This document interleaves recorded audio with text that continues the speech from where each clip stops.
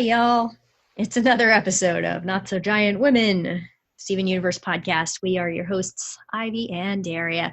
Hi. And today we will be watching and discussing episode 5, which is called Frybo. As we've previously discussed, titles have been pretty literal so far, but this is not an English word. Any impressions? This one leaves me stumped. Yeah. Not a whole lot of imagery. The best I can link in is Stephen's previously established love of French fries, but even that's sort of a bit of a throw from fry being the first syllable. Oh, there you go. It's as good a guess as any. So I guess without further ado, we can jump in and watch it. Here we go. I see the theme song has already made its mark.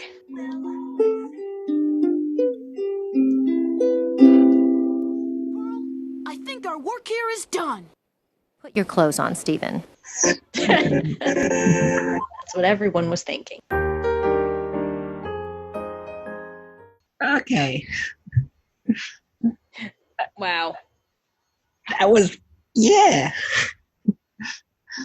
one of the stranger ones thus far, and I realize I'm talking about Steven Universe when I say that. Yeah. To be honest, the first time I saw Frybo, I was thinking, I'm not sure if this show is for me, because that costume really freaked me out, and all the veins and stuff on it, it went into horror show kind of territory, and it really it made me think, I don't know what kind of show this is now. So I was very disturbed by this episode, personally. Yeah, bulging veins on monsters and stuff are always a good way to freak out the viewers, I think. Well, especially if you've got a monster that shouldn't have any blood. Like, it's got ketchup. What's the deal? Yeah, that's one thing I was thinking. It's amazing when you get away in a kid's show if you just say it's ketchup instead of blood. Mm-hmm. Yeah. And speaking of getting away with stuff in kids' shows, well, before I go into that, maybe you should summarize. We open on Stephen looking through his various piles of clutter. Pearl. In fact, Pearl's the only gem who appears this week. Yep. Pearl is asking him if he's seen particular gem shards, of which she has a collection. He says no and asks if she's seen his pants because he is not wearing any trousers, as we now see. I'm a little surprised he doesn't have like 12 identical pair of trousers being a cartoon character, but anyway. Yeah. She says that the gem shards are far more important than his trousers because these gem shards can, and then she launched into a long explanation which Stephen does not listen to, and we hear his thoughts about how he's not listening and how he's looking for his trousers and how he probably should be paying attention to Pearl. And we just tune back in to hear her say things like, onto any garment and turn it into a monster. While this is going on, Stephen's trousers run past in the background under their own power, unnoticed by either of them. Pearl leaves, this time simply by the door, and Stephen notices his trousers running around without him and manages to reclaim them and put them on, noting that he wears the pants in this relationship. He finds the missing gem shard in a pocket and just about puts together that this made his trousers come to life, having remembered what little of Pearl's lecture he retained. He puts it in the cheeseburger backpack and goes into town to try to return it to Pearl. However, he is soon distracted by a boy named Petey in a fast food mascot costume. It looks like a giant box of fries. Mm-hmm. This is Petey, son of the fryman we've mentioned before. Fryman occasionally sticks his head out of the store and calls out to Petey in the Frybo costume that he wished he'd do better at selling fries. There is obviously some business going on between the fryman junior and senior here. And Petey says he doesn't really want to be doing this job and wishes there was a way for the costume to do its job without him. Stephen hits on an idea. And actually the first idea is simply that Stephen wear the costume instead. He is soon attacked by seagulls, as anyone who's tried to eat fries or chips or whatever they are in your area down by the beach will know too well. Oh, yes. Stephen gets himself out of the costume, shoos off the birds, and realizes he can put the gem shard into the costume, and the Frybo costume comes to life, growing legs made of French fries somehow. And at first follows simple commands like shake, put me down, do a little dance, and then they tell it to go out and make people eat fries. And at this point, most people realize what is coming. Stephen and Petey decide to go be kids, and they try to ride those little back and forth things like you find at stores. Stephen is being shaken around on a big jellyfish thing. Petey is rather boredly tipping back and forth on a seahorse. It's just not doing it for him. Mm-hmm. He realizes he's come to the point in life where all the seahorses in the world can't take him away from his emptiness, especially his dissatisfaction with needing a job and needing money to buy a house, raise children, etc. A lot of this kind of bounces off Stephen, who just says that saving the world is his job and that he is paid on the smiles of faces across the planet. This is Stephen being very oblivious, as he in fact is using money in this and most other episodes. So he's obviously not quite gone through Economics 101 yet. However, they hear a cry from the Fryman shop and run over to discover that Frybo costume is now running amok. It has grown great pulsating veins on itself. It is attacking people left, right, and center and literally making them eat fries, grabbing them and forcing fries into their mouths, some of whom don't even like fries and probably didn't want to be there. Fryman thinks that this is Petey being overzealous his job. He soon finds that Petey is not in the costume. Pearl arrives and immediately realizes that Stephen has put the gem shard into the Frybo costume. She said, didn't he listen to anything she said? To which, of course, the answer is no. She tries to fight it, powers up her gem spear and pokes it in the eye, but all that happens is a gush of condiment, mostly ketchup, which is nice and red, but totally not blood, FCC, which only enrages Frybo, but the ketchup sprays all over Pearl, blinding her for the nonce. Stephen hits upon a plan and takes the other gem shards that Pearl had and undresses, putting each shard into an item of clothing and instructing the clothing to attack Frybo. They attack Frybo, get it on the ropes, and Stephen finally launches an underpants attack, which incapacitates Frybo enough for Stephen to remove the gem from its mustard oozing near corpse. The still animated clothes, which have not been returned to Stephen, carry the Frybo corpse costume down to the beach, along with Pearl, Fryman, and Petey. They lay Frybo on a raft, and they give it a Viking funeral and push it out to sea. Fryman resolves to do better with his son, which pleases Petey, and Pearl simply observes that it's time Stephen put his clothes back on. And Iris out to the star on Stephen's shirt, which is blocking his unmentionables from the camera. We assume he has unmentionables. Yeah. Well, he might not because he's in a kid's show. Yes. That is Frybo, Attack of the Giant Chips Monster. Indeed. And as Ivy said, the Frybo, when it really gets going, looks pretty grotesque. Mm-hmm. Especially as it seems to be able to just ooze and shed condiments and fries and things out of itself. Yeah, not only was it kind of a horror monster, but it had the extra Is Frybo, Attack of the Giant mascot that you see. Those things are creepy. Oh, yeah. I'm always kind of crossing the road to avoid gigantic food and monster costumes that are trying to tell me to consume products and take brochures. Chips Monster. Indeed. Yeah. So even if they don't attack you and physically force you to eat fries, they're creepy. They're going to leave the town traumatized. The time between this episode and next, they're actually all in therapy. Where the therapists, multiple therapists, are actually on that boardwalk. There should be some. I hope Stephen went back for his cheeseburger backpack. He left that at the Jellyfish. Yeah, you're right. I was pleased to see that it made another appearance, that he's just going to start carrying this around. But yeah, he left it behind. Why didn't he have all kinds of cool toys in there to defeat Frybo? Yeah, why didn't he put a shard in the backpack and have it attack the cheeseburger? Maybe he thought it would defect and side with the fries. Aha. Maybe.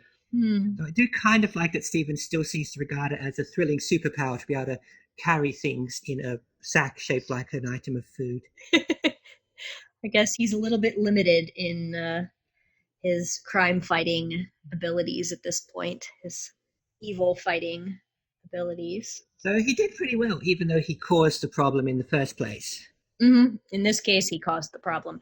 Now, one has to wonder, how did Pearl lose the shard in the first place? Like, what was she doing that she had 8 shards and now she has 7? And where's the missing 8th one? A bit unlike her to just carelessly drop shards into Stephen's laundry. Yeah, I have wondered, like, behind the scenes, what was she doing with those shards in the first place? Like, was she studying them? Was she counting them? Like, just it really still just makes you think there's all kinds of experiments and adventures going on in the background that you only start to find out about them once they cross Stephen's path. Yeah, you got the impression that apart from the missing shards, she was simply planning on doing whatever she used to do with these shards and getting on with the next job. Yeah. So one of the things I was going to say before we launched back into, and I realized we needed to back up and recap the episode, was getting away with stuff on children's television. I had an interesting thought about the new, And as Ivy said, about nudity that is in kids' cartoons, that is for kids, is either it'll just be some random butt that's not attached to anyone and it'll be just a butt, or if it's attached to someone, it'll almost always be a little boy or a man. A man's butt crack is funny. A little boy running around with his butt hanging out is funny, but they never seem to have little girls running around naked. It's like, that would be indecent. You're right. It's very interesting, at least, on the network television that I see in the United States, they seem to regard even a little girl's body as more of an adult thing, not a really gets going, looks pretty grotesque. As a boy's butt. And I thought that was really interesting. In episode 5, he's running around nude and it's a ha-ha funny. Nobody says that was adult. Any thoughts on that? Yeah, the most we get is a bit of an eye roll from Pearl, but you're quite right. I can't think of any immediate times when even girl babies have been naked on kids' TV. Yeah. Butts are funny on kids' TV, but, you'll see a butt on a billboard or something, but they won't tell you whose butt it is. But if you see girls or women, even if it's just their butt, it's usually like in a cartoon that's for adults to watch. So yeah. I think that's kind of annoying. I want equal opportunity butts. Come on. Yeah, as the story of O pointed out, butts are pretty common across the sexes. So yes, I went straight from Steven Universe to the story of O. Fight me. I'm sure it's appreciated. Can't deal with the same old comparisons being made all the time. So we have a new character. We have P.D. Fries. It seems to be able to just ooze and shit. Well, from what we've seen so far, he's got the fairly standard, what TV tropes call the well done son guy, I think. He does want to please his father, but he doesn't really want to do it by dressing up in a giant snack food costume and walking up and down the boardwalk. Yeah, maybe he wanted a better job. Yeah. And Fryman himself seems to realize he's being a bit unfair on his son, because when he notices what he thinks is Pete in a Frybo costume, he starts to say, "It's about time," before correcting himself to like, "Well done, Junior." It's kind of ridiculous that he still thought that was his kid, even though it was this pulsing monster with fried legs. Like, and fries and things out of itself. Children's cartoons are like that. I get the impression that cognitive perception is a bit of a wavering standard in Beach City. Could have been just a really angry version of his son. But we saw Lars again too. You are right. We learned. He doesn't even like fries. Yes. And some other people that we haven't met yet running in all directions from the fry monster. I don't know if this will hurt Fryman's business, but then people will need their fries. They'll have to go back eventually. It's true. Everybody, like you said, everybody could tell where this was going when Petey said, "Make people eat fries." It was just like, oh, you shouldn't have said that. Well, thus far, Big City also seems to be one of those television towns that has one of everything. So far, we haven't seen that there's a rival fry shop, and if Fryman is the only one, he'll probably be fine. It's based on a couple of places where Rebecca Sugar used to go on vacation and stuff, boardwalk area. And I think probably like right there on the beach, like this is portrayed to be, you probably do have just a line of shops that there's one of everything. Oh, yeah, And definitely. it's that kind of place, small town that's got a healthy tourist population that keeps it afloat. And even knowing all the seagulls are out there, people do like to eat chips on the beach. So Yep, and that is something that is not different there as to here. Seagulls are evil. yeah, A common antagonist. yeah. We even get some in this city, and we're nowhere near the coast. So Oh wow. just go where the Yeah. going's good. Yeah. I watching the way Petey acted. I wonder what made him so like nihilistic and so depressed about everything. Just he was so disillusioned so early in his poor little life. Like, oh, lighten up, kid. God, how old are you? Seeing the world go past while he's stuck in a giant French fry costume is probably not helping his attitude. But Yeah. there he is at presumably not too much older than Stephen's generic young Mm-hmm. boy age, and he's talking about the need for cash and buying houses and things. And Mm-hmm. to Stephen, this is just firmly in the realm of stuff that grown-ups worry about. Right. And he's like, Steven still got the childlike innocence. P does not. And he's just like, oh, you'll understand when you have a job. Like he's had a job for years and years. But, I mean, I remember, I mean, granted, it was when I was in high school, but, when I got my first job and, you start your shift and you're a little bit excited and a little overwhelmed for all the stuff you have to learn. But then when you get into it a little bit and you're just kind of doing the same repetitive work and you're realizing there's going to be a countless number more shifts that are like this, you just start to feel like, oh, God, is this my life? So I worked in a restaurant, was my first job. My first job was doing deliveries for a local newspaper. Oh, yeah. Except for babysitting, I guess. My first real job was being the happy pasta girl over at the Sweet Tomatoes. I was very cheerful and I offered pasta. Yeah, that newspaper didn't finish paying me either. Ah, I doubt they remember yes. 20 or 30 years later, but Send him a bill. because they still work out of the same building, I occasionally think, let's just rock up and say, look, you'll owe me like $53 from, when was it, like 1995. Right. And there's been interest on that. So better pay up. Wonder if Petey even gets paid, though. He works for a family business. Are they exploiting him in child labor? Yeah, well, he wouldn't be the first family business kid to sort of just be paid with the honor of being in the family business. Yeah. Yeah. It's true. Maybe that's one of his attitudes about his job. He's just barely, if actually, getting paid at all. Mm-hmm. He gets to eat. That's his reward. He gets to eat French fries or mashed potatoes or anything he wants. And his hair looks like French His fries. gallbladder's going to pack it in by the time he's 20. Not only was it kind of a horror monster, those fry legs came from. Yeah, and somehow, to me, they were the grossest part. I don't know why. Mm-hmm. The spontaneously growing limbs made out of potato food products. Mm-hmm. And they squished when he danced on them. Yeah. Although the mustard out of the face, that was also pretty good. Yes. Would you believe I've seen cosplay of Frybo? Well, I would, because fandom, but I saw actually 3 people playing Frybo. Like they had clearly worked together on their costume, and they had kind of a normal one and a slightly roughed up one, and one that had the ketchup and the broken eye and the stuff leaking out of the mouth and everything. It was vile, but they were all just walking around this convention. I didn't see them in person. I saw a picture. It had the extra creepiness from. that's where I might sidebar, and I am forever impressed at some of the skills and effort of cosplayers for Oh yeah, me too. what is ultimately just doing something you like to show other people what you like. Mm-hmm. Yeah. I don't really sew, so like ability to cosplay is pretty limited, but I do okay.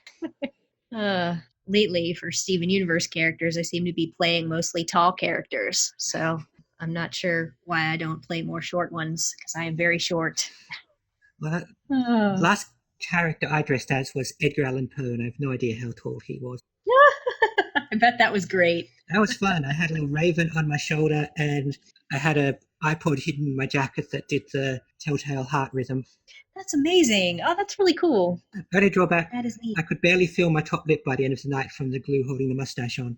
Oh no. Oh, But wow. it was fun. I'll bet.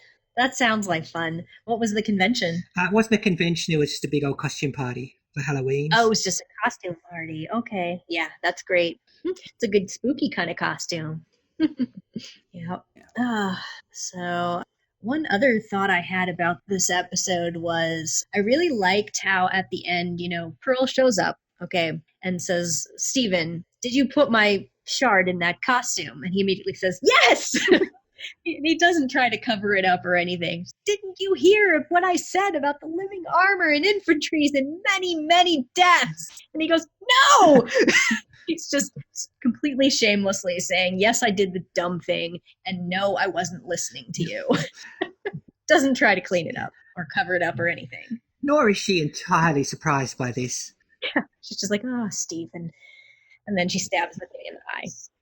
Because she's there for like a second before she's worked out what's happened. Mm-hmm. Oh, yeah.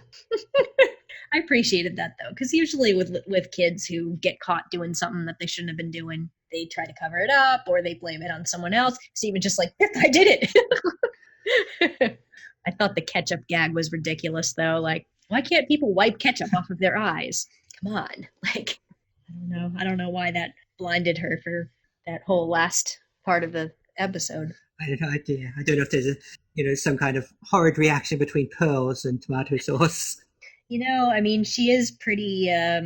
She likes everything to stay neat and clean, so maybe she was just so horrified that she didn't know how to deal with it. Well, yeah. But maybe she was. She seems like the type that could messes. Yeah. Well, maybe she was sort of locked in a state in that she thought, if I wipe it off my eyes, I'll have to use my hands, and I'll get on my hands. Headcanon accepted. I also like that's kind of a trope, like when you get something in your eyes and then you can't see it's just seems to happen a lot in like Scooby-Doo and stuff like that. But it's like people get a flashbulb in the face and they're like blinded for like 5 minutes. Yeah. But the opposite of that is where you see the whole setup for, he's gonna put the shard in this costume, and then the wipe happens and there's Steven in the costume, and you're like, oh, maybe not. Yeah, that was pretty... like, oh, got you. And then they do exactly what you expected in the first place. Yeah, that was literally my reaction, like, oh. Yeah, kind of makes you think, oh, this show is going to do some things that are unexpected. Nope, they're going to do. But they had you going, And he does seem to think both him wearing the costume and putting the shard in both ideas of equal strangeness and creativity. Because this is the world he lives in. Why not? That's sometimes he wears clothes, sometimes they're magically possessed. Yeah. What is a child supposed to conclude if that is his reality? And we didn't see the other two gems this week, no Garnet nor Amethyst, but then the story didn't really need them. If they turned up with Pearl at the end, then I guess they would have just been ketchup blinded too. So right. It's not a very good excuse to get rid of all three of them so that they wouldn't make short work of Frybo. So we can figure this is just a routine job. Pearl should have been able to handle on her own if not for being Stevened partway through. Ketchup everywhere. Yeah, that's kind of a factoid there, that this is the first episode that didn't have all of the gems in it, unless you count the theme song. So no song in the episode per se either. That is true. If we're going to go down the laundry list of the things we usually discuss, music is on there, and again, only background tracks. One of them is called Petey's Blues. Oh. Which is cool. It's the one playing behind him when he's getting all too adult for his own britches. Mascot that you see. Those things are in the pants around is called That's Unusual! Oh, I loved that outburst. Yeah. It was very funny. I appreciated that. I think my favorite part of that episode is the beginning. Have you seen my pants? Oh, yeah. Well, and a few seconds later, after she's given him the whole speech, Pearl must have gone into town. Look for my pants? Mm-hmm. Yeah. If you listen to Pearl's speech, you can actually make out everything that she said. Do you want to know what she said? I heard snippets, but go on. I can tell you the actual text of what Steven ignored. Oh, please do. She was giving some interesting information. She said, these shards have a powerful partial consciousness that has been harnessed by gems throughout history in order to create, and that's where he kind of zones out. She's saying in order to create semi-sentient drone soldiers with the capacity to follow basic orders, which is why they listen at first. And then she says the gems once created an army of these drones, but found their obedience waned as the shards overdeveloped inside their uniforms and turned on their commanders. So any shard inside any sort of container could become a monster. And that's where we rejoin it. And yeah. So apparently, according to that, they've been taking broken gems and throwing them inside of containers to attack whoever they're fighting. So that's that paints a very vivid picture. yeah, it's a bit of a bleak one of what goes on in the gem combat world, that they're using this and, sort of creating these, I guess, kind of living things that have no other purpose but to fight for them. And which... Yeah, she said partial consciousness, so they're not fully alive, I guess. And presumably, when and if they ever do use them, they have to, effectively kill them by the end before they turn into monsters. Yep, and then stick them back in a bubble. So, disposable soldiers. Boy, that's kind of terrible. Yeah. All right, gems are hardcore. Yeah. There's your cheery Cartoon Network kids business. That's right, yeah. It'll be delivered by your local samurai ballerina. Factoid-wise, I also noticed a pile of laundry that crossing the road to avoid in there that he doesn't wear. Like he's looking for pants, but it's not just a pile of shirts. So it's like, who is wearing these clothes, Steven? gigantic food and monster costume clothes. Did Greg in his child support mode also just hand on a bunch of clothes that Steven just doesn't wear? I don't know. Maybe he does Greg's laundry. Oh yeah, doesn't look like Greg does it all that often. Yeah, it's probably all laying around in his van. But last time when Stephen had to discard an item of clothing, he just went to the closet and got an identical one straight out. That's right. He sure did. Yep. He's got plenty of other clothes like that, and they're all exactly the same.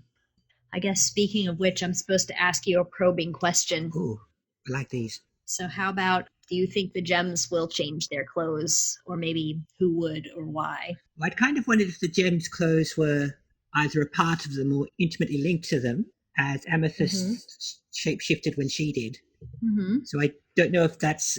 Well, I don't know enough if that's a property of gem clothing that it changes with its wearer, or if gems technically aren't wearing clothes and they're just got parts of them that look like clothing. But given that they're already into the practice of like battle upgrades by using their gem power-ups to make their weapons, I could imagine having to hook up with different uniforms or armor for particular purposes. I don't even know if they can withdraw new armor or clothing from their actual gems, Green Lantern style.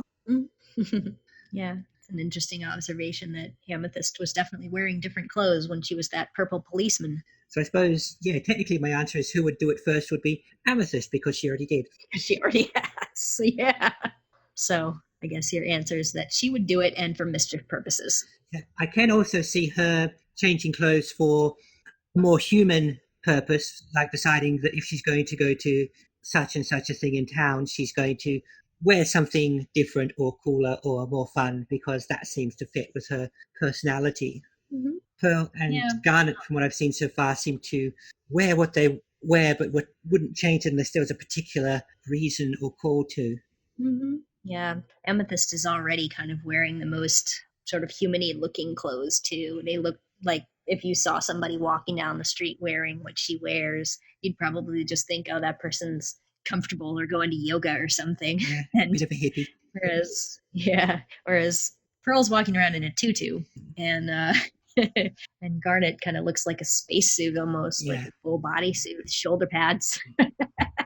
And of course she looks like she's about 7 feet tall, so she's going to get some looks. All right, that's an interesting observation. Also, technically, Steven wore something this time that he didn't. Oh, he had his jacket, his hoodie. He was wearing his little boots. He wore like little. Oh yeah, little, trying to tell me to sweater on or something. But I'm sure that he had his star on underneath. Oh yeah, well he did, because we saw all of them when they attacked Frybo. That's right. Oh, maybe that's why they gave him boots and stuff, so that the shards could be inside. Yeah, so he'd have enough to actually attack Frybo with his little birdie boots and his hoodie jacket thing. Yeah, and he must have been a little chilly when he had to take all those off. And he wears like tighty whities because all the people on TV take brochures. Yeah, that's right. That was cute. If this was a few years ago, he would have been wearing boxer shorts with spots or hearts on them. I could see that. Mhm. That used to be Let's see. de-rigger underwear for cartoon characters. Yeah, that's true. Little boys. Other characters didn't shoot them into monsters' faces. Yeah, I think this must be a television first. I don't think there are a whole lot of other shows that are like, let's also do that. Underwear as Uh, weapon. mm-hmm, I'm sure there's a thesis in there somewhere. mm-hmm. So let's see. I guess just a couple other backgroundy things is since we had a new character, we had Petey, his yeah. Paper. I don't know if you know that name, but he's pretty famous for being on the show The Middle. Oh, So that's yeah, his I know character. of the middle, and it's on here, but I don't watch it myself. I've never watched either, but I think that's one of his biggest roles. I don't think I mentioned before that Fryman, because he was in episode 2, was a fella named Billy Merritt, but I don't know what he's been in. I don't recognize him from anything. I could look it up, but I haven't. Yeah, his voice didn't sound familiar from anything. Even in cartoons, it sometimes does. He sounds like a good, like typical kind of dad character. That's let's see, and the drawings were done this time. The storyboards were drawn by that same Paul guy who does the funny faces, Paul Valeco, and a new person who hasn't shown an episode yet up to this point named Raven Mollisey. So Raven and Paul are like a storyboard team for a while, and what I have observed about their episodes is they're usually creepy or scary. Ah, So when you see them together, I'm like, oh, what kind of creepy crap is it going to be this time? They don't attack you and physically force you. that fits. If the artists have different bents, you sort of Rebecca Sugar or Yeah. whoever might decide, well, this one's a bit creepy, we'll give it to those two. This one's more action sci-fi, so we'll give it to this other artist who's good at that sort of thing. Yeah.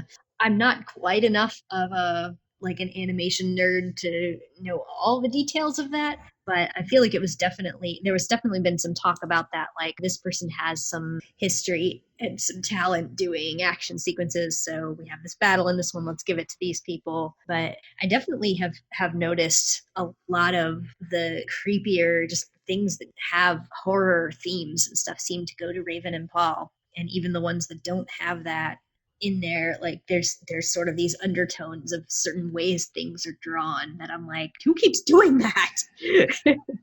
So Start to notice things as artists go along in both cartoons, and they're creepy. they're going to leave the town traumatized. The time between this episode and next, they're actually, yes. I mean, I can kind of guess the path we're going down given the content of the episode. Yeah. Now, normally I don't make a food if there isn't food actually eaten. Like, there's some episodes coming up. I didn't make anything. I won't have a recipe. I can't pretend there's one when there isn't one. But I did notice that when Steven was fighting the Frybo, where the therapist, okay, I guess it's food. I'm going to make a Frybo replica. Oh, So right. I just happened to have these trapezoidal bowls, like little cereal bowls, and I just drew some art of different faces of Frybo and just stuck it on the 4 sides of my trapezoid and filled it with fries. So, I don't like this episode very much because therapists are actually on that boardwalk. There should be some. I hope Stephen went back for his cheeseburger backpack. He left that at the Jellyfish. Yeah, you're right. I was pleased to see that it made an art with the double-sided tape, so fancy. And I didn't do anything special for the French fries. I just had frozen French fries and threw them in there and dipped them in ketchup. He's just going to start carrying this around, but yeah, he left it behind. Why didn't he have all kinds of cool toys in there to defeat Frybo? Yeah, why didn't he put related in some way? But there is not any merchandise of Frybo as far as I know. Oh, so another surprise. yeah. So I decided to just show you something else that's a little bit creepy. This is sold in a costume store. I can have it attacked on the cheeseburger. Maybe he thought it would defect inside of the fries. Aha. Maybe. So I do kind of like that Stephen still seems to regard it as a thrilling superpower to be able to carry things in a sack shaped like an item of food. I guess he's a little bit limited in his crime fighting. And that is going to be indeed. That's going to be in my head till my dying day. Yeah. Sometimes when you try to translate a cartoon to a 3-dimensional form like this, it comes across extremely creepy. And I don't think that was their intent, but it is very uncanny valley. So it's also got that proportions thing because, of course, it's much, much bigger than your actual human head. Yes. So that might be my fault. I had to tie the knot much tighter because I'm so small. So anything labeled adult, I can't wear it. I got the opposite problem. My head's too big. I actually do have trouble buying hats. Yeah, I have a family member who had trouble buying a bike helmet just because of, it's not that he has a gigantic head, but just one of the proportions was not fitting. It makes you feel kind of crappy. But I actually put this mask on for Halloween a couple of years ago. Well, that feature of being scary for Halloween. Yeah, I was hoping to freak out some kids, and I was wearing the Steven mask and wearing my Steven Universe just plain red shirt and carrying my ukulele, and I had my cheeseburger backpack on, and I answered the door, and some kids, they didn't react at all. The children were just like, they were taking my candy. And then one of the parents in the back, this dad, is standing back there. He sees me. He goes, "Oh, a banjo." It's just funny to me. So I didn't scare anyone at this point. His evil field replica that was bought from the same store, and I used it as my candy dish. Oh, that's clever. I like that. That's awesome. And it turned out to be pretty cool. Unfortunately, it also means that you can't see the front of it. It just looks like a big bowl. But anyway, it served its purpose. I knew it was a shield. Yeah. So that's my creepy. If the kids were small, they'd be below the height of the candy thing. That is true. That's true. And they walk up the stairs to see me too, because I have stairs. So maybe they did see it. But maybe the abilities. So he did pretty well. Come to the end of my content here. I never thought of dressing up for trick-or-treaters. Yeah, I like to, dress up and be there in costume to give them a treat, I guess. You may or may not be aware of the mixed feelings regarding trick-or-treating down here. I am not. Well, Halloween is not the phenomena here that it is in the United States. Certainly it's a thing, and yes, it's becoming more and more done as time goes on, and it usually manifests in Halloween specials on TV or Halloween parties or Halloween events at clubs. But trick-or-treating hasn't caught on as a thing everyone does, and often it's done in particular organized neighborhood groups, and I see. You'll send a note round or call the people if you know them, whatever, and say, we're going to take the kids trick-or-treating on Halloween. Do this if you're going to be part of it. Do this if you're not going to be part of it, so we know not to come and knock on your door. So it does happen, but it's not quite the knock on a random door for sweets that might happen in the US.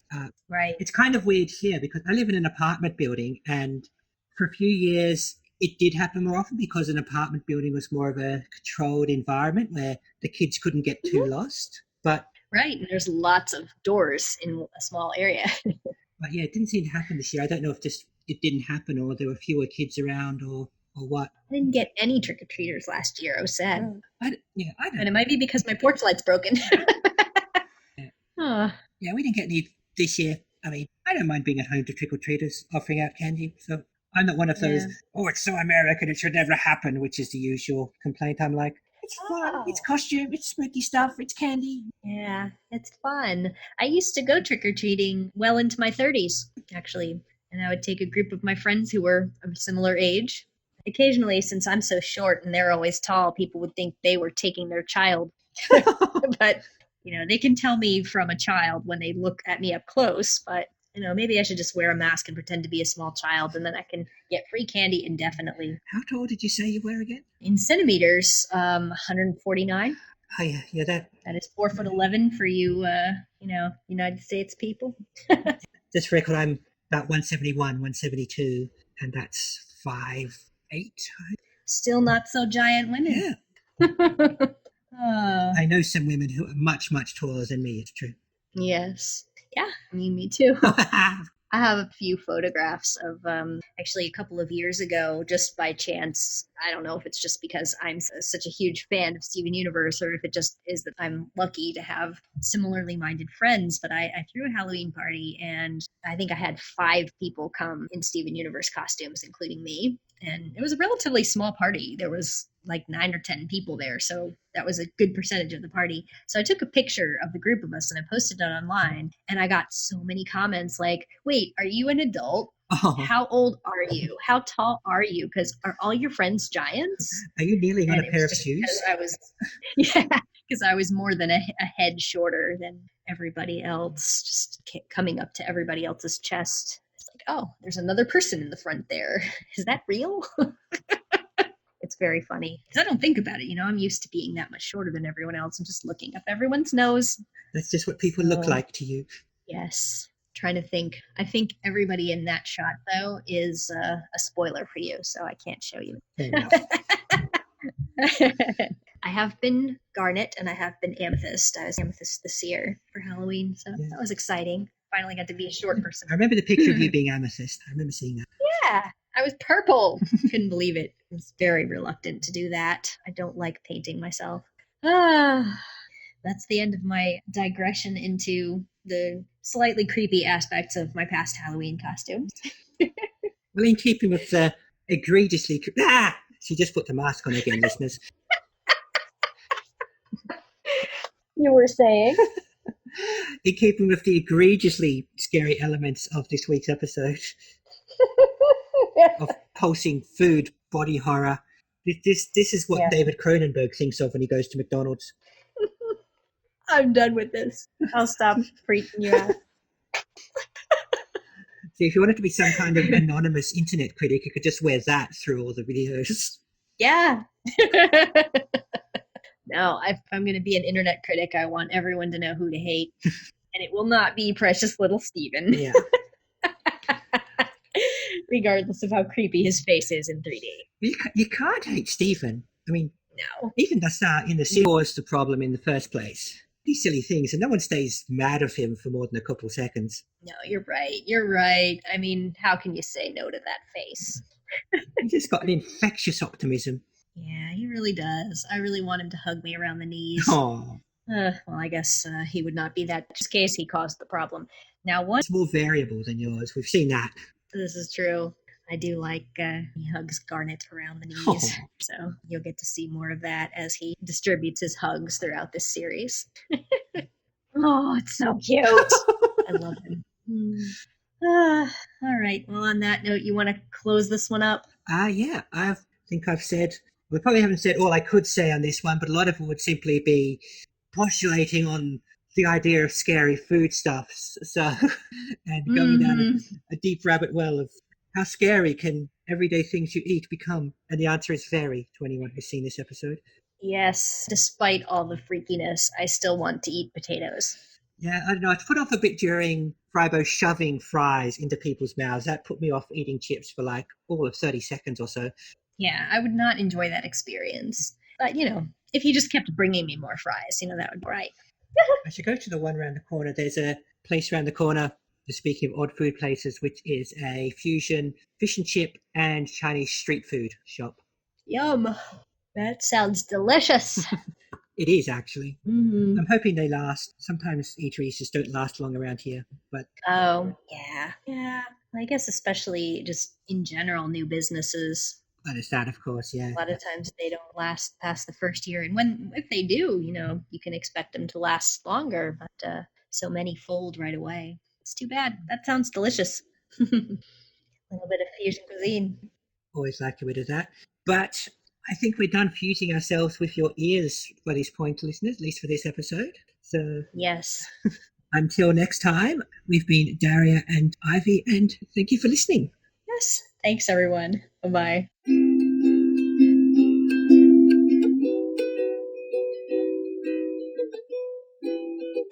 How did Pearl lose the shard in the first place? You've been listening to Ivy and Daria on Not So Giant Women. You can find episodes of the show in video form by looking up Not So Giant Women on YouTube. Or in audio form at anchor.fm/NotSoGiantWomen or your podcatcher of choice. You can also find us on Facebook. Audio production by Daria. Video production and music by Ivy. Daria can also be heard on Podsploitation, the Ozploitation podcast. And Ivy at her Steven Universe fan blog at love-takes-work.tumblr.com. Steven Universe was created by Rebecca Sugar and remains property of Cartoon Network. No infringement is intended.